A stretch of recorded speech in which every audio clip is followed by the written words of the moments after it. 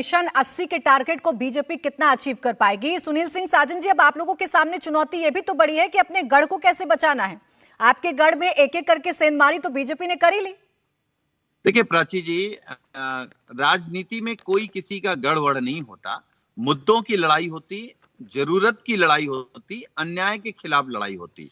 मैं आपके कार्यक्रम में सबसे पहले तो अरुण राजभर जी को मैं बधाई दूंगा कि मुझे जानकारी हुई कि इनके पिताजी डिप्टी चीफ मिनिस्टर बन रहे हैं, गृह विभाग इनको मिला।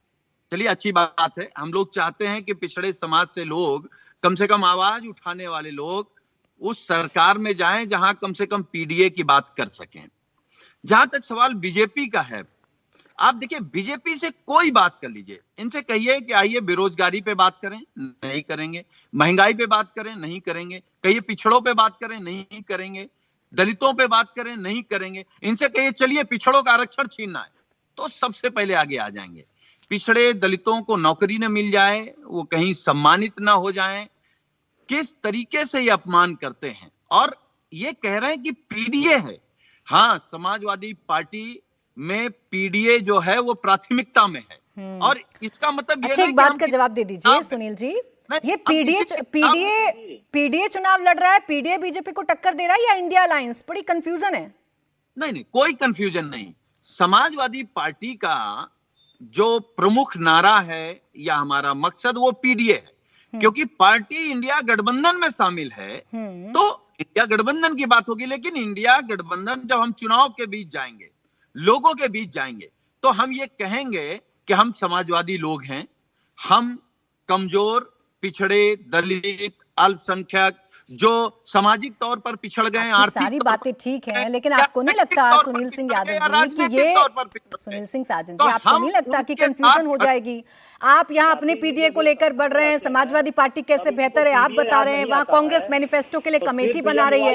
अरे कुछ कॉमन मिनिमम प्रोग्राम है कि नहीं है? सत्ता में रहते हैं तो पीडीए याद नहीं आता है, फिर एमवाई याद आता है। एक सेकंड अरुण राजभर जी, एक मिनट रुक जाइए, एक मिनट। किसी गठबंधन में आता है तो अपनी विचारधारा नहीं छोड़ता है। अच्छा, मैं कह रहा हूं कि जैसे एनडीए में नए राजभर जी शामिल हो गए, वेटिंग में हैं, तो क्या ये अपने मुद्दे छोड़ देंगे? क्या भाजपा की लाइन पे चले जाएंगे? क्या ये भी पिछड़े और दलितों को हीन भावना से देखने लगेंगे? ये भी उनका आरक्षण छीनने लगेंगे? ये नहीं करेंगे, ये अपने मुद्दे नहीं छोड़ेंगे। उसी तरीके से समाजवादी पार्टी इंडिया गठबंधन में क्या है, सबके अलग-अलग मुद्दे हैं इंडिया अलायंस में शामिल पार्टियों के? फिर क्या कॉमन है आप लोगों के बीच में? सीट शेयरिंग अभी तक हुई नहीं, नेता कौन होगा ये पता नहीं, एक दूसरे के नेताओं के खिलाफ क्या बयान आते हैं वो भी सबने देखा है। तो कुछ कॉमन बात बनी है कि नहीं बनी सुनील जी?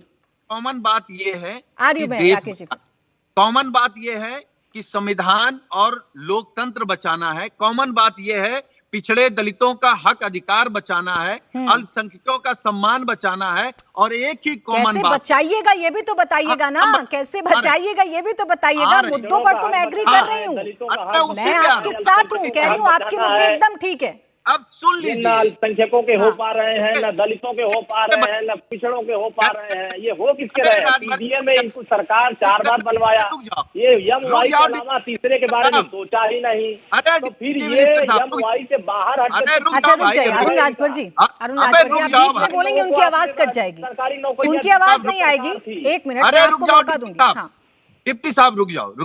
देखिए, आपने कहा कि हमारे एजेंडे क्या होंगे, कैसे बचाएंगे। तो जो बात राकेश त्रिपाठी जी ने कही है कि हम पूरा देश रख रखाव के लिए रख दिए हैं, हमारी सरकार का जो चालक है वो शायद उद्योगपति हैं, तो वही चालक हटाएंगे, रख रखाव वालों से देश को बचाएंगे। सुनील जी ना तो आप इतने मासूम हैं कि आप मेरे सवाल को ना सुन पाए, और ना इतना सिंपल है ये सीट शेयरिंग का फॉर्मूला। तो आप भी बखूबी जानते हैं मैं आपसे क्या पूछ रही हूँ। हाँ, आप घुमा जरूर सकते हैं मुझे अच्छे से।